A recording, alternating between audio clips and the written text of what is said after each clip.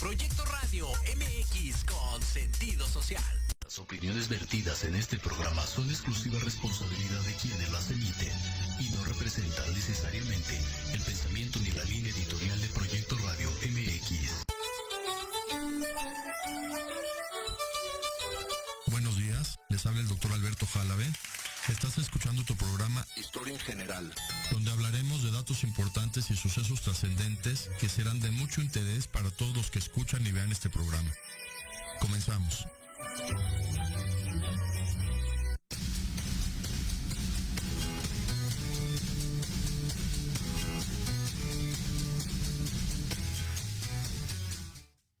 Buenos días, hoy martes 28 de septiembre del 2021. El tema de hoy, historia de la medicina.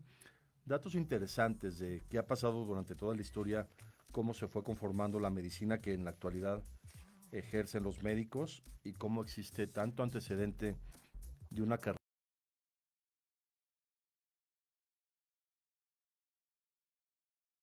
que surgió la humanidad, surgió el interés de curar las enfermedades que se presentaban en las personas y la manera de curarlos. Existieron varias técnicas para curar las enfermedades, desde conceptos religiosos, conceptos mágicos, conceptos de herbolaria, de curaciones, de ver inclusive cómo los animales se curaban para poder tratar de curarse. Por ejemplo, los animales que comen hierbas, qué hierbas comían, y se empezó a ver todo lo que significó poder curar las enfermedades. Desde que se estableció la humanidad en Mesopotamia, es muy interesante esta anécdota histórica que el rey de Mesopotamia, un rey muy poderoso, el rey Nimrod, quería encontrar un elemento que pudiera otorgar la eterna juventud, de que el que tomara no pudiera envejecer y no pudiera enfermarse y pudiera vivir por siempre, por muchos años. Y ahí surgió la conceptualización de la fuente de la eterna juventud. Obviamente no la encontró el rey Nimrod de Mesopotamia.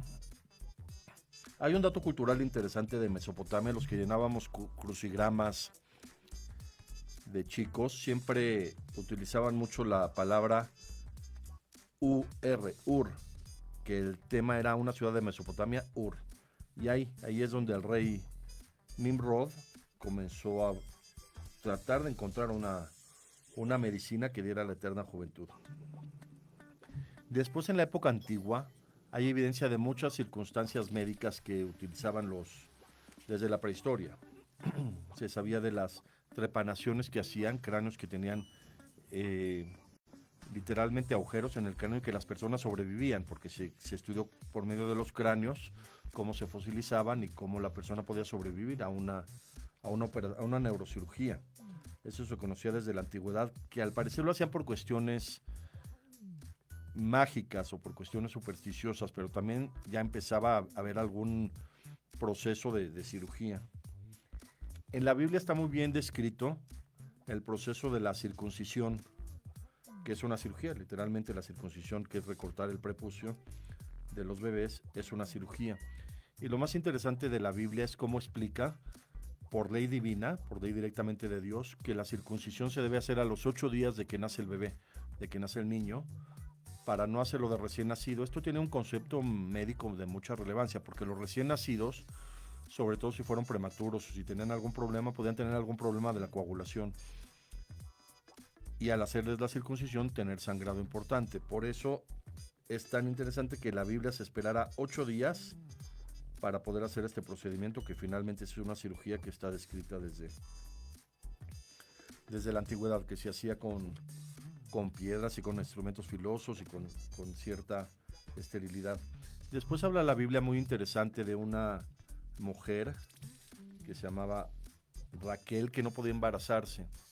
Entonces uno de sus hijos políticos, hijo de su hermana, le consiguió una planta para que se embarazara. La Biblia lo traduce como la mandrágora. Y es muy interesante cómo la Biblia habla de una planta que al tomarla pudiera la mujer tener fertilidad desde esa época. Y durante todo el concepto de medicina y de elaboración de medicamentos, se sabe que muchos medicamentos se obtienen de origen vegetal, de plantas. Por ejemplo, la aspirina, la clásica aspirina que patentó Bayer, se obtiene de la corteza del roble, de observaciones que empezaban a ver de que pueblos ancestrales utilizaban la corteza del roble para curar ciertas afecciones, y de ahí obtuvieron la primera aspirina o ácido acetilsalicílico. De muchas plantas se obtienen medicamentos, de los hongos se obtienen todavía muchos antibióticos. La penicilina se obtiene todavía de un hongo llamado Penicillium. Las cefalosporinas se obtienen de un hongo llamado Cephalosporium, y así de la naturaleza se han obtenido muchísimos medicamentos que claro, se fabrican desde un punto de vista sintético y se obtienen medicamentos. En el antiguo Egipto fue un imperio inimaginable, ¿eh? Todos los avances hasta ahora no han descubierto todos los misterios de las pirámides y de todo lo que existe alrededor de la cultura de egipcio. Como tenían tantos avances en astrología, en construcciones, en cuestiones inclusive físicas, de control del medio ambiente, de muchísimas cuestiones. Y también en medicina, en Egipto tenían muchísimos avances. Desde esa época, todos sabemos, ya existía el capitalismo, ya existía hacer negocios, y ya existía desde la época que hubo escasez de alimentos, las clásicas vacas flacas que hubo en el mundo y que no había alimentos, Egipto almacenó granos, almacenó trigo, almacenó muchos alimentos, y la gente venía a comprar. Había un comercio, era un comercio. También con la medicina se hacía comercio. Había una enfermedad muy difícil de tratar, que era la lepra. La lepra es una enfermedad infecciosa que da en la piel, y las personas se vuelven con mucho daño en la piel. Les llamábamos en México cacarizos. Y de sobrenombre se le llamaba cácaro a la persona que tenía lepra. Era muy interesante que estas personas, como tenían que estar aislados, de alguna manera los cacarizos que tenían lepra tenían que estar aislados.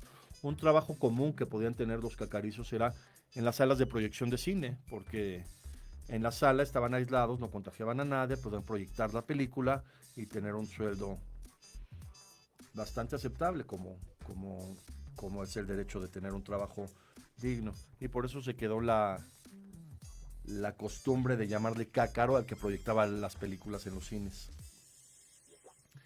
Esta lepra que existía en Egipto era muy común. Había inclusive, en la Biblia se describe cómo se contagiaba la lepra de persona a persona, y es una infección, es por una bacteria, es una infección que se contagia y que empieza a afectar la piel y que puede durar muchos años, con mucho daño para la persona que adquiere lepra.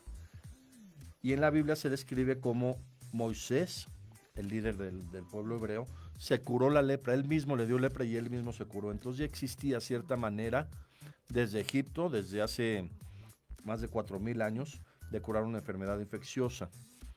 Los egipcios conocían muchos remedios naturales que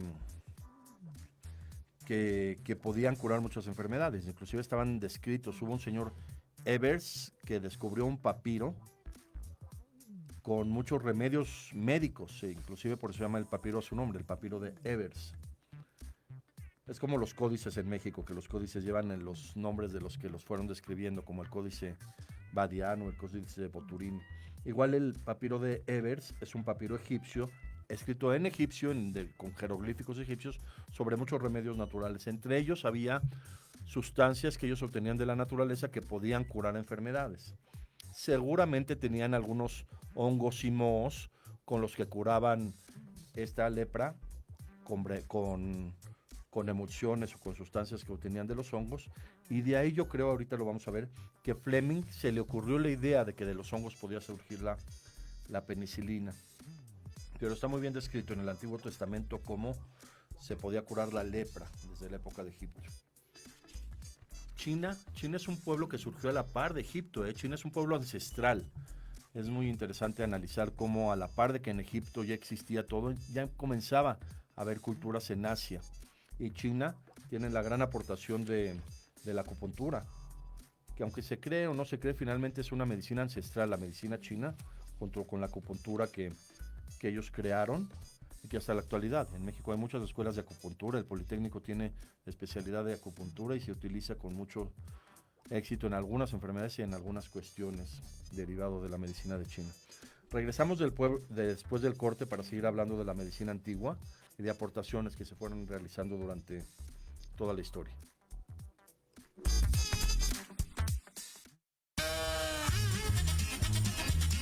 Oye, ¿a dónde vas? ¿Quién, yo?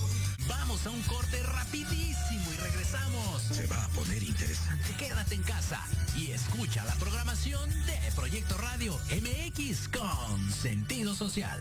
La chulada.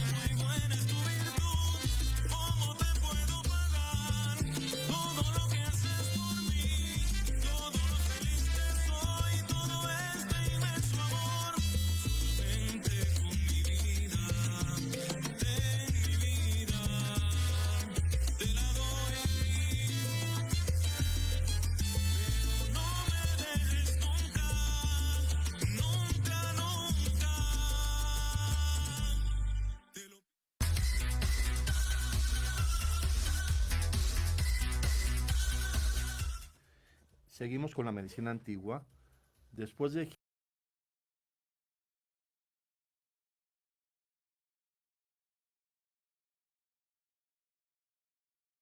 y tanto en Babilonia como Persia surgieron muchísimos remedios que conocían en esa época para curar muchas enfermedades, les digo, de herbolaria, de medicina, de animales, los hongos que empezaron a utilizar para curar enfermedades, y de ahí se obtenían los antibióticos. Y hay un relato que Alejandro Magno, el conquistador griego que pudo dominar el imperio persa. Es muy interesante cómo su liderazgo cambió la historia del mundo. Un joven que hizo un ejército y conquistó el imperio más poderoso que era en esa época, que era el imperio persa. Y a Alejandro Magno le dijeron, y había varias interpretaciones y gente visionaria, que lo iban a envenenar y que iba él a morir de envenenamiento como general del ejército y como líder del imperio griego. Entonces él quiso conocer desde el principio algún remedio que pudiera utilizar en caso de ese envenenamiento, y dicen que trató de buscar el árbol de la Biblia que está descrito como el árbol de la vida. Perdón, él trató de buscar una fruta o un elemento de arborícola que le pudiera evitar morir por envenenamiento. Finalmente sabemos que murió, que lo envenenaron y murió, a pesar de ser uno de los hombres más poderosos de la historia. Y para eso recurrió a ir con los reyes persas y con la gente que conocía toda esta medicina de herbolaria que decían que Alejandro Magno quería encontrar un fruto que le pudiera evitar la muerte por envenenamiento. De muchas plantas se obtienen, les digo, hasta ahora muchos medicamentos, como por ejemplo esta mandrágora que se describe en la Biblia que podía servir para que una mujer se embarazara, una mujer que tuviera infertilidad. De esta mandrágora se obtuvo un medicamento que se llama atropina, que es un medicamento que acelera el corazón, tiene un efecto de acelerar el corazón. Se utiliza muchísimo la atropina en cardiología, para pacientes con infarto, con paro cardíaco. Muchos medicamentos que se obtienen de plantas se llaman alcaloides. Ay, perdón. Por ejemplo, hay una planta que se llama vinca, y los alcaloides de esta planta se obtienen para obtener quimioterapias. Principalmente la vincristina se obtiene de la vinca. Sabemos que que del opio se obtiene la morfina. La morfina es muy interesante, se llamó así porque Morfeo era el dios griego del sueño, y por eso se le llamó una droga que causa sueño y que causa sedación, morfina, que finalmente es un alcaloide del opio. Por si alguna vez lo leen, todo lo que son alcaloides son sustancias obtenidas de plantas que se sintetizan y se forman medicamentos. Todos los alcaloides se llaman así porque tienen mucho grado alcalino estas sustancias de plantas. Después, en Grecia, la cuna de la cultura, todos sabemos que Grecia adoptó mucho en cuanto a cultura: Homero, Platón, Horacio, toda la cultura general. Sabían mucho de cuestiones médicas, sabían mucho de remedios. Y surge un hombre muy interesante en Grecia, que realmente no era griego. Él nació en una isla que no pertenecía a Grecia, que se llamaba la isla de Kos. Hipócrates. Mucha gente lo ha escuchado. Hipócrates se considera el padre de la medicina en Grecia. Este hombre cambió la mentalidad de la humanidad, porque hasta Grecia había muchísima superstición, y la gente que enfermaba creía que enfermaban porque cometían algún pecado, y los dioses griegos los castigaban, y esa era la idea.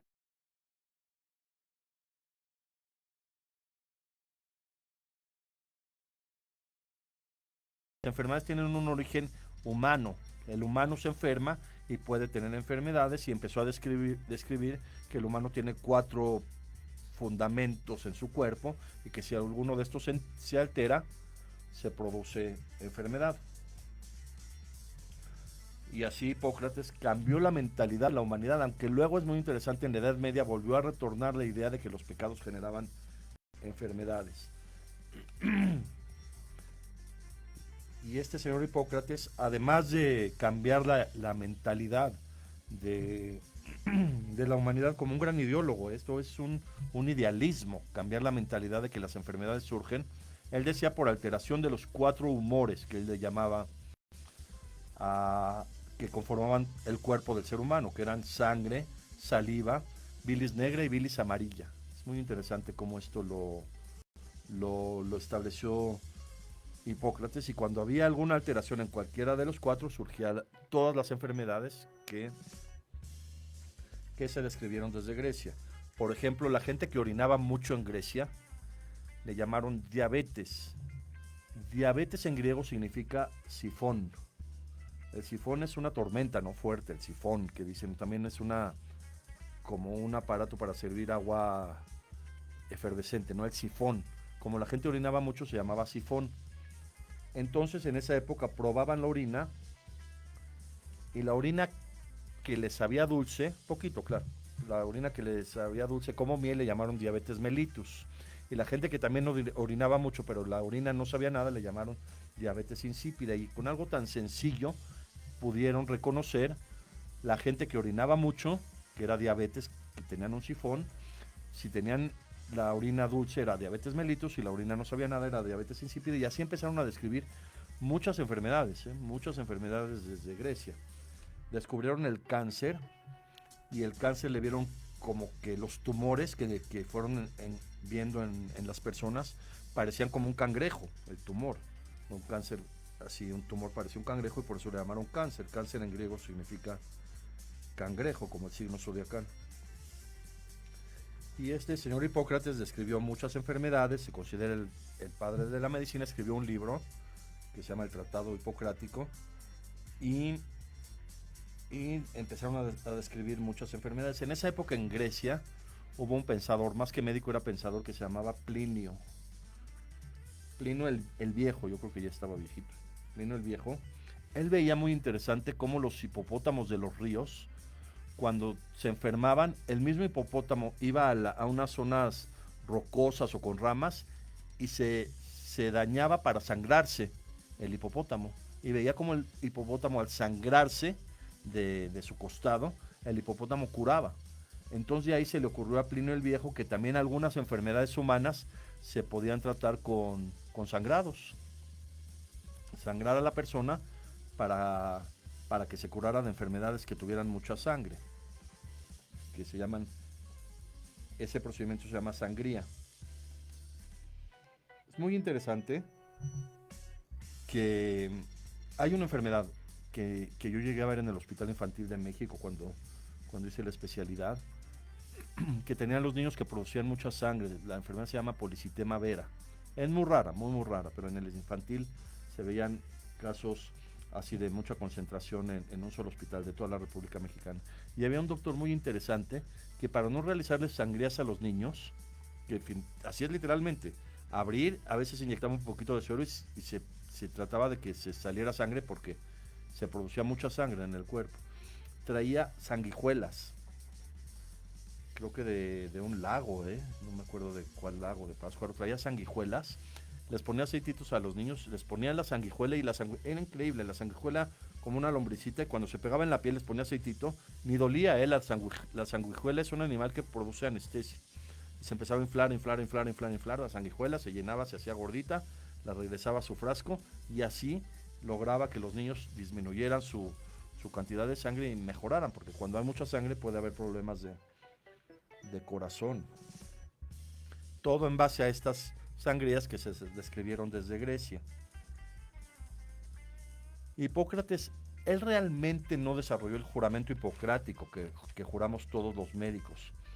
Se llamó hipocrático, claro, él participó con mucha conceptualización de un juramento tan importante. Es un juramento humanitario.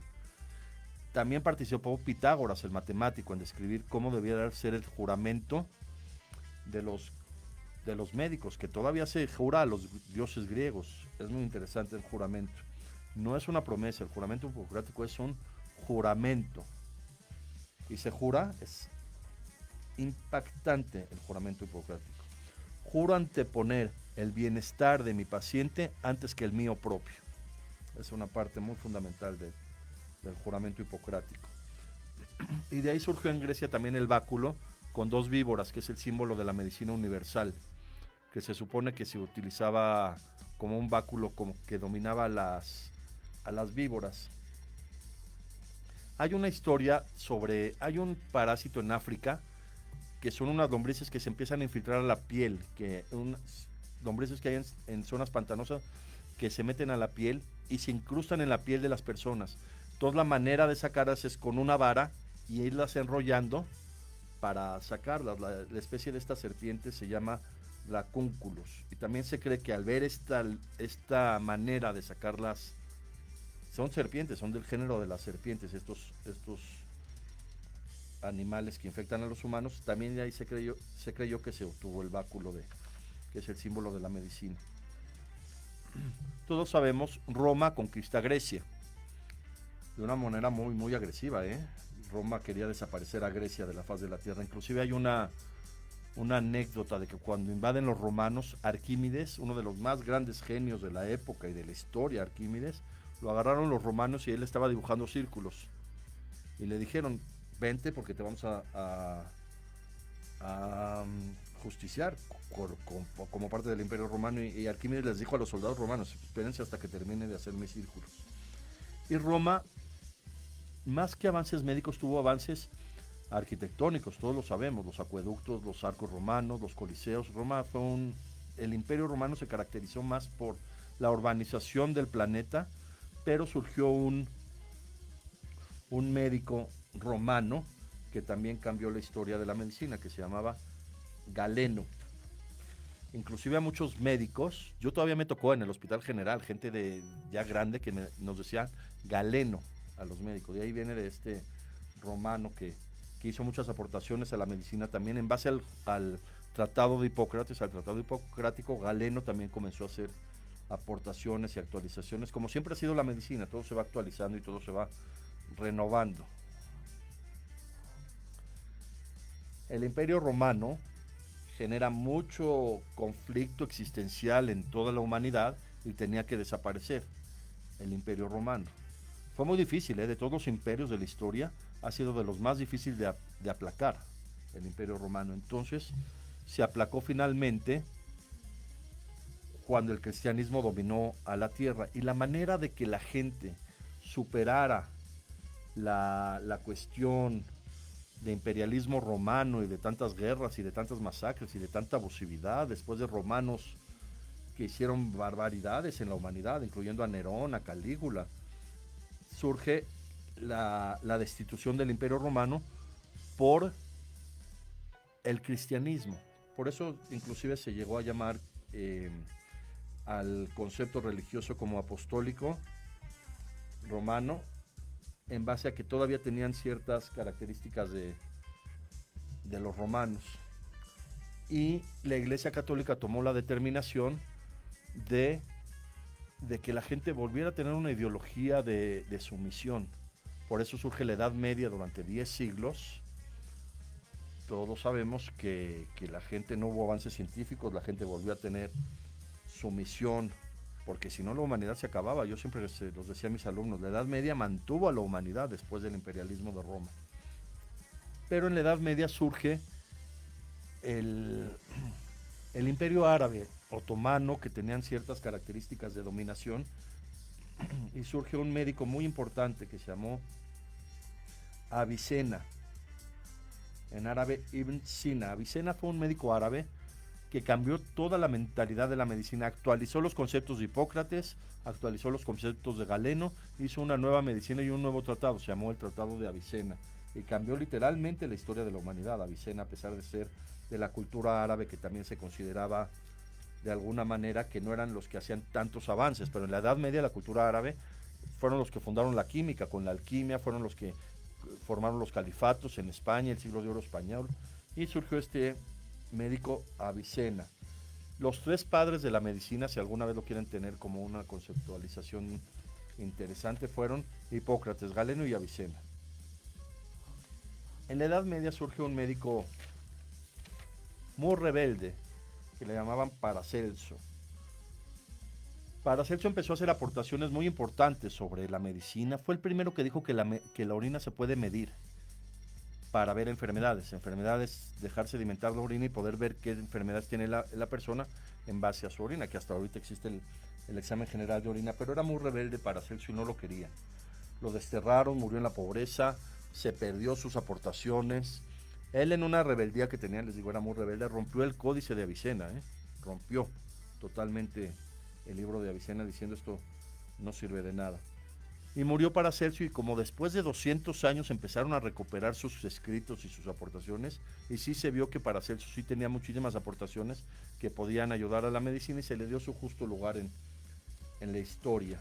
Es interesante los que quieran ahondar un poco en la historia de este médico.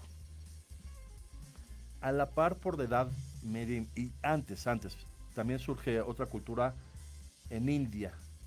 India siempre ha sido una cultura muy, muy interesante. Su manera de pensar, son monoteístas, de alguna manera tuvieron alguna aportación a la humanidad. Después, obviamente, Gandhi, que cambió el pensamiento de la humanidad, Mahatma Gandhi. Y en India surgió una medicina muy particular, también basada en herbolaria y en cuestiones esotéricas, en cuestiones de sanación del cuerpo, que se llama la medicina ayurvédica. Por si lo leen, es muy interesante, que también India aportó muchísimo con este tipo de medicina, que finalmente toda la medicina en conjunto llega a formar toda la carrera de medicina. Muchos médicos en México utilizan la medicina ayurvédica, muchos utilizan la sugestión, que es basada en yoga también, de conceptos hindús para relajar. Y hubo un médico, Erickson, que hizo toda una técnica de relajación en base a estos conceptos de relajación hindúes, que como lo formó Erickson, se llama la técnica ericksoniana. Después de la Edad Media, la revolución científica, ya la humanidad no podía seguir bloqueada durante 10 siglos de avances científicos, y claro que había, pero no como se debió. Entonces, un hombre que logró tomar la iniciativa de volver a publicar trabajos y de volver a cambiar la mentalidad de la humanidad fue Nicolás Copérnico. Con Nicolás Copérnico se supone que inicia la revolución científica. Muy cerca había sido el descubrimiento de América, muy cerca surge también el movimiento de arte que se llamó el Renacimiento, porque quería renacer la cultura anterior a la Edad Media, por eso llamó Renacimiento, y surge toda esta época de revolución científica. Y en medicina, dos médicos muy importantes del Renacimiento, de la revolución científica. Vesalio, que era un médico, durante la Edad Media no permitían hacer estudios con cuerpos humanos, porque estaba prohibido por la iglesia y no se debía de tocar los cuerpos ni profanar. Pero después, con la revolución científica, ya permitieron que los médicos pudieran estudiar los cuerpos de las personas que fallecían, y Vesalio hizo todo un tratado de anatomía en base a análisis de cuerpos que hacía, y hasta ahora los dibujos de Vesalio son impresionantes. Los libros de Vesalio cambiaron la historia de la visión de la anatomía. Todos estudiamos anatomía en la universidad cuando estudiamos medicina, y todo fue gracias a esas aportaciones de Vesalio.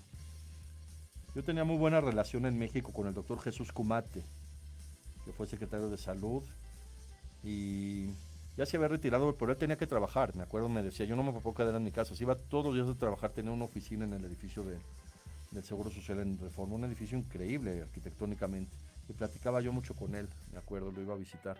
Y me contó que una vez fue a la Universidad de Puebla, a la Universidad Autónoma de Puebla, y en la biblioteca empezó a ver libros y encontró un Vesalio original en la biblioteca que nadie sabía. Alguien lo fue donando médicos para acá, para allá, y encontró un Vesalio, un libro de Vesalio, de Andrés Vesalio, de la Revolución Científica. Claro, lo tomó el doctor Cumate, lo llevó al Museo de la Medicina, pero me decía increíble. Ahí estaba el libro, como si fuera de consulta de la universidad. En esa misma época, la Revolución Científica, un médico inglés, que me gusta mucho su historia, William Harvey. Durante la época de Hipócrates, de Galeno y Avicena, que conocieron el funcionamiento del corazón, creían que la sangre fluía del corazón a todo el cuerpo y que en el hígado se eliminaba la sangre. William Harvey dijo, no, la sangre circula. Es interesantísimo este concepto de la circulación sanguínea, porque William Harvey hizo un experimento sumamente sencillo que todos podemos hacer. Se pone uno un torniquete y las venas adelante del torniquete se empiezan a llenar de sangre. Entonces dijo Andrés Vesalio, la sangre regresa. Así de sencillo, pones el torniquete y la sangre regresa. Y después empezó a hacer experimentos en animales. En conejitos les ligaba las venas, las arterias, veía cómo la sangre circulaba y William Harvey descubrió que la sangre circula, una de las aportaciones más grandes de la medicina durante la revolución científica. Yo les decía a mis alumnos que él era tan inteligente que se casó con la hija de uno de los médicos más famosos de Inglaterra. Entonces eso le ayudó también mucho, ser el yerno de un médico que tenía tanto reconocimiento en Inglaterra para poder él publicar. Él lo publicó, lo de la circulación sanguínea. Por el año 2009, el doctor Ortiz Monasterios, el cirujano plástico más importante en la historia de México, el doctor Fernando Ortiz Monasterios, me acuerdo de él, perfecto, dio una plática en la Universidad La Salle sobre William Harvey.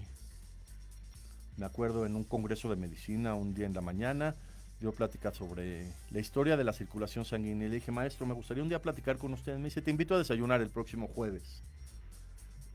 Fuimos a un restaurante ahí por San Ángel. Recuerdo, me dijo 10 de la mañana, llegué 10, ya estaba el maestro Ortiz Monasterios sentado, me senté a platicar con él, 4 horas platicando de la historia de la medicina, un hombre impresionante. En esa época de la revolución científica comienzan los conflictos de intereses entre científicos. Surge el escultor más impresionante de la historia, Miguel Ángel Buonarroti. Todos estos griegos que hacían esculturas, que hacían arte, que pintaban, tenían que saber anatomía para poder hacer estructuras humanas tan perfectas. Y Miguel Ángel Buonarroti empezó a hacer esculturas. Hay esculturas grandiosas. Está el Moisés. Él hizo un Moisés padrísimo cuando recibe las leyes Moisés. Y fue muy interesante porque le quedó tan perfecta la escultura a Miguel Ángel que dijo, le voy a poner cuernos, esto no puede ser tan humano. Y la escultura de Moisés tiene como cuernos así de chivo. Miguel Ángel también hizo la Piedad, es una escultura impresionante. También el David de Miguel Ángel. Es muy interesante, el David es una escultura, David de pie, volteando a ver a Goliat. Si uno ve la mirada de David con la piedra que le va a lanzar, está viendo en la estatua cómo está viendo a Goliat David. Y es muy interesante porque los hacían desnudos, hacían obras desnudos para que tuvieran más estructura de labrar una piedra de un ser humano. Y se le olvidó a Miguel Ángel que David era judío, entonces lo hizo con el prepucio y después ya le hizo la circuncisión a la estatua. Y surge un hombre que le quería hacer la competencia a Miguel Ángel y ser más grande que él, que era Leonardo da Vinci. Leonardo da Vinci también fue pintor, también escultor, también fue descubridor, fue un hombre impresionante el Leonardo da Vinci. Y como Miguel Ángel pintó la Capilla Sixtina, hizo una obra gigante de pintura y era un hombre tan importante, Leonardo da Vinci dijo, yo voy a hacer pinturas que causen más revuelto, ¿cómo se diría? Más revolución histórica que las mismas de Miguel Ángel. Por eso pintó a la Mona Lisa y a la Última Cena, como para dejar algo enigmático durante toda la vida y ser también, no solo Miguel Ángel, también Leonardo da Vinci. Hablar muy rápido de la medicina prehispánica, porque nos podríamos llevar programas enteros de hablar de la medicina de los mexicas, de los mayas, de la medicina prehispánica, que era riquísima en cuestiones de curaciones, sabían hacer medicamentos, sabían hacer brebajes, se utilizó el maíz como uno de los alimentos más completos de la historia, y el que trató de establecer todas las plantas y todos los remedios que se utilizaban en Mesoamérica fue Badiano, con dibujos y con iluminaciones de todas las plantas. Por eso el códice donde está establecido todas las plantas que se utilizaban en Mesoamérica es el códice Badiano. Después de la revolución científica comenzó también muchos avances en medicina y uno de los más importantes fue Antonio van Leeuwenhoek. Muchos saben, él inventó el microscopio. Hizo una serie de lentes cóncavos convexos y pudo hacer un aparato que amplificaba las imágenes. Y comenzaron a ver seres microscópicos, por eso le llamaban microbios, pequeños de vida. Y Leeuwenhoek vio en agua encharcada los primeros microbios que él mismo le llamó protozoarios, como que eran los primeros seres vivos, protozoarios, los primeros animales. Y a partir del microscopio de Leeuwenhoek empezó toda una serie de descubrir microorganismos, de descubrir protozoarios, de descubrir las bacterias, y se empezaron a emocionar todos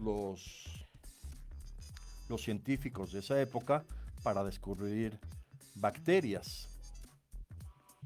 Y los científicos, como querían dejar su nombre para toda la historia, le empezaban a poner a las bacterias sus apellidos. Por ejemplo, un señor Klebs descubrió la Klebsiella, un señor Shiga descubrió la Shigella, un señor Yersin descubrió la Yersinia. Pasteur descubrió una bacteria que le llamó la Pasteurella, pero después se vio que era un tipo de Yersinia. Y comenzaron los conflictos para ver quién descubría más bacterias y quién podía pasar más a la historia al descubrir bacterias. Seguimos después del corte, ya para concluir estas aportaciones de la medicina y de la historia de la medicina en general. En Proyecto Radio MX, tu opinión es importante. Envíanos un mensaje de voz vía WhatsApp al 55 64 18 82 80 con tu nombre y lugar de donde nos escuchas. Recuerda, 55 64 18 82 80. Ahora te toca hablar a ti.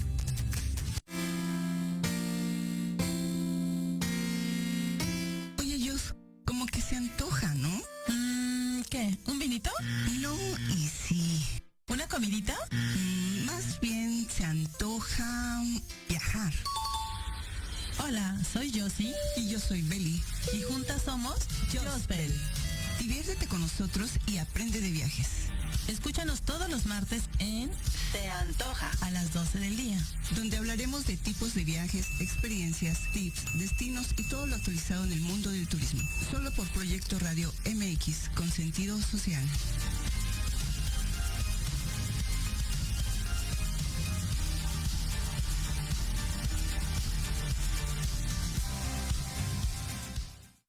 Horizonte es un universo de posibilidades para ti. Acompáñanos todos los martes de 6 a 7 de la noche en Proyecto Radio MX con sentido social para descubrir, aprender y tomar acción en cada esfera de tu vida. En cada esfera de tu vida.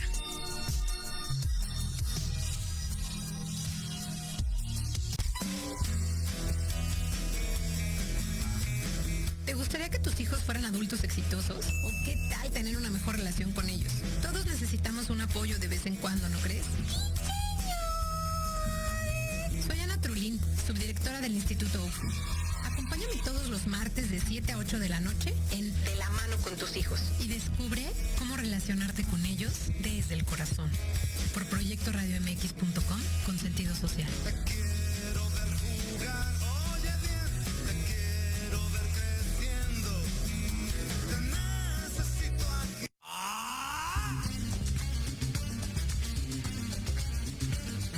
¿Buscas un espacio para respirar la política de forma diferente? Voy a cuidar mi cartera. ¿Harto de informarte todos los días con las mañaneras? Me canso ganso. ¿Ya no le crees nada a las mismas voces viejas y cansadas de siempre? Un presidente no creo que se levante pensando cómo joder a México. No le busques más. Metropolítica es para ti. Hombre, unos genios. Todos los martes a las 8 de la noche entraremos directito en tus oídos para zorrajarte lo más relevante y divertido de la vida pública nacional e internacional. Inclusive que te sientes a mi lado.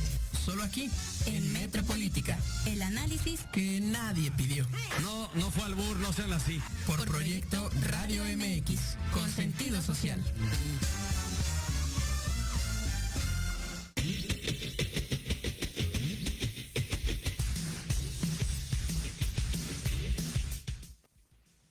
Y comenzaron a surgir los conflictos entre investigadores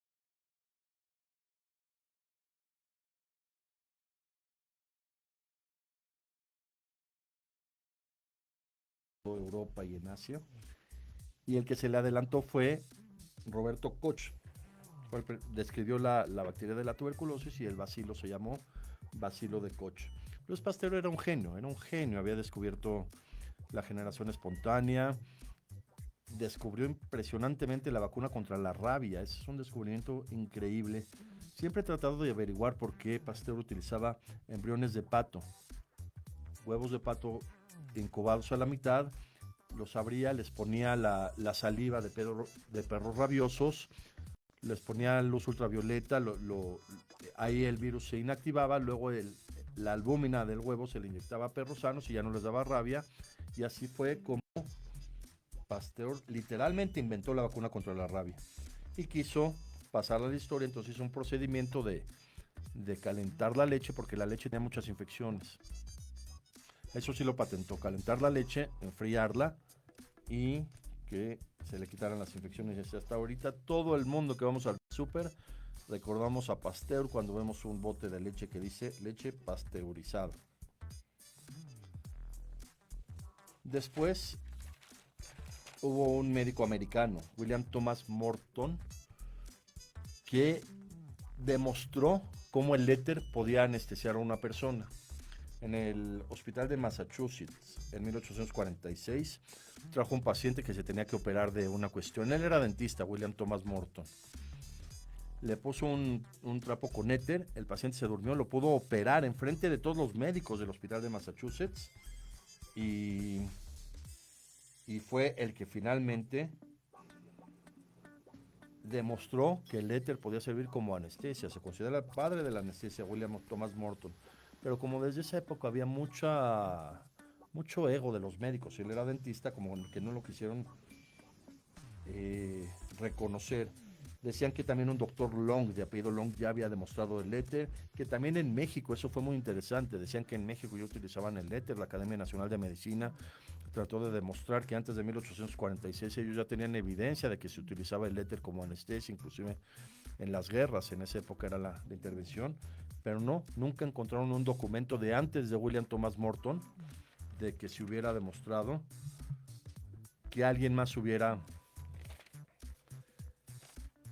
demostrado la anestesia. Ya después del éter se empezaron a utilizar otros químicos que también podían anestesiar, cloroformo, el gas inhalante, el gas hilarante que causaba risa, hasta que se empezaron a utilizar gases como el halotano, y hasta en la actualidad se puede hacer una cirugía impresionantemente sin que el paciente sienta nada. Hubo un médico en Austria, esto es padrísimo en la historia de la medicina, que él veía a los que guardaban el vino en barracas, que eran de madera, eran como barriles de madera, y para saber el nivel en el que estaba el vino, le hacían, a ver si se alcanza a ver en el video, esto que se llama percusión, y podían saber así dónde había el líquido y dónde había aire. Y Auerbrunger describió que esta percusión se podía hacer en el abdomen y en el tórax, igual que lo hacían en los barriles, para ver dónde había líquido, dónde había aire, y fue un descubrimiento impresionante que cambió la historia de la medicina. La percusión ha hecho diagnósticos de abdomen y de tórax impresionante, todo gracias a Leopold Auerbrunger, que hizo esta aportación. Otra aportación grandiosa con algo muy sencillo, un doctor Semmelweis, Ignaz Semmelweis de Hungría, que en 1850 simplemente dijo que las personas que atendían los partos de las mujeres se tenían que lavar las manos, porque al atender al bebé, y si con las manos sin lavarse, le podían causar una infección a la mujer. Llega el siglo XX y otra vez conflictos de intereses. Un médico español impresionantemente inteligente y con mucha categoría, le llamaban Don Santiago Ramón y Cajal. Don es casi como decir Sir en Inglaterra, o Lord. Don Santiago Ramón y Cajal, a principios del siglo XX, descubre que el sistema nervioso está formado por células, como todos los tejidos. Creían que el cerebro y toda la médula espinal y los nervios eran redes, nada más, redes de tejido. Santiago Ramón y Cajal utilizó unas tinciones que utilizaba un italiano que se llamaba Camillo Golgi. Comenzó a hacer tinciones de tejido nervioso, de animalitos, cerebros y médulas espinales, y descubrió que el tejido nervioso también eran células. Y se considera Santiago Ramón y Cajal que fue el que descubrió las neuronas y ganó el Premio Nobel de Medicina en 1906. aunque no le pareció que también el premio Nobel se lo dieran a Camillo Golgi, porque Camillo Golgi lo único que hizo fue describir las tinciones que eran de plata. Por 1928 en Inglaterra, Fleming descubre la penicilina. A partir de los hongos descubre que hay una sustancia que puede matar a las bacterias. Él fue el que lo descubrió, él fue el que lo publicó, y de todos modos en 1945, justo cuando termina la Segunda Guerra Mundial, le dan el premio Nobel junto a Florey y Chain, aunque realmente era solo de Fleming, pero los premios Nobel como que siempre tratan de ser más diversos con la entrega. Y algo muy controversial que a mí no lo quiero ni buscar, resulta que dicen que un doctor de Costa Rica ya había descubierto la penicilina antes que Fleming y quería como que recibir una remuneración económica por eso. Yo estoy totalmente en desacuerdo. Si lo hubiera hecho desde 1928, no hasta que se le ocurrió. Fleming publicó formalmente, a principios de 1929, que la penicilina podía matar las infecciones. Después, dos investigadores en Estados Unidos, Watson y Crick, describen la estructura del ácido de las células, de los núcleos de las células, que es el DNA, y reciben el Premio Nobel de Medicina de 1962. La historia después demostró que Watson y Crick habían tomado fotografías de una doctora, Rosalind Franklin, que es la que había visto cómo era la estructura del DNA, pero desafortunadamente Rosalind Franklin murió antes del Premio Nobel en 1958 de cáncer. Y el descubrimiento del DNA se quedó como de Watson y Crick. Después la historia de mucha gente que empezó a decir, ya se reconoció de la doctora Franklin, que también ella fue la que aportó. Por 1988-89 surge una enfermedad que no saben ni de qué se trata. Empieza a fallecer la gente de infecciones comunes y le llaman SIDA, síndrome de inmunodeficiencia adquirida. Y un doctor en Estados Unidos, Robert Gallo, empieza a sospechar que se trata de un virus. Entonces empieza a tomar sueros de los pacientes y se comunica con un doctor, Luc Montagnier, en Francia, del Instituto Pasteur, que fundó Luis Pasteur, y le dice, creo que es un virus. Luc Montagnier ve el suero, analiza todo y ve al virus del SIDA. Y Luc Montagnier se reconoce como el descubridor del virus del SIDA y obtiene el premio Nobel en el 2008. Eso yo siempre lo he discutido, siempre se debe haber compartido ese premio Nobel con Robert Gallo, porque fue el que el que empezó a sospechar que estos pacientes con una inmunodeficiencia era un virus. Pero así fue la historia también de conflictos de intereses entre Robert Gallo y Luc Montagnier. Luc Montagnier vino a México. Yo tuve la oportunidad de verlo en el año 2006. Vino al hotel, un hotel de Avenida Juárez. Se quedó impresionado, con México, porque caminó por Avenida Juárez. Yo iba con la comitiva, fue a un restaurante que estaba ahí más adelante, que tiene unos azulejos. Dijo, qué increíble país, México. Recuerdo, y hasta hablaba en francés, porque decía, prefiero en francés. Nos pusieron traductores simultáneos. En México hay una colonia doctores, que ya para no ampliar tanto el tema, vale la pena que estudien cada doctor de cada calle. Por ejemplo, el doctor Balmis, él era español, pero se consideró una gran aportación porque fue el que trajo la vacuna de viruela a México. Balmis. El doctor Bertis era oftalmólogo. El doctor Márquez, donde está el hospital infantil, era uno también oftalmólogo, era socio de Santiago Ramón Cajal.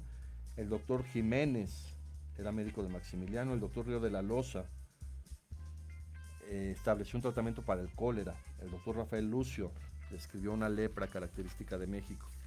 Y así, estos datos que quería yo compartir con ustedes sobre la historia de la medicina, que espero que muchos les hayan interesado tomar varias partes de este programa y tener alguna cultura general de varias cosas que han sucedido en la historia. El próximo programa del próximo martes, la historia del rock and roll. Datos interesantes de cómo surge una tendencia musical tan importante que cambió la historia de la humanidad, del rock and roll. Gracias.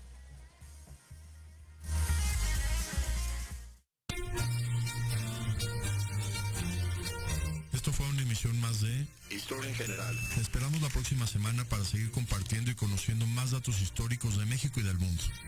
Hasta la próxima.